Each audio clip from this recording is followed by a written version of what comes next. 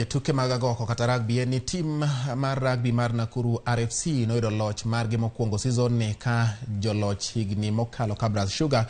KCB RFC kachiel kod Menengayo Elias bende ne odhi mbele gi tugo maber bang' yudo loch e round mar adek mag tuke mag Kenya Cup. Tim mar KCB RFC noketo e giko loch mar Homeboys ma gisebedo godo e tuke mokalo bang' loyo gi points 24 kuma pare alap mar Waraka Sports Club.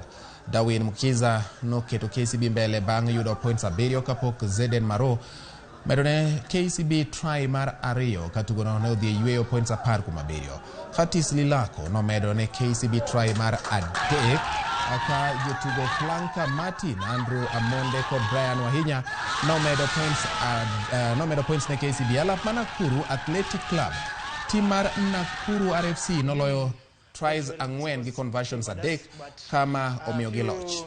Unstructured play, but we managed to recover. The opponents, they came for us.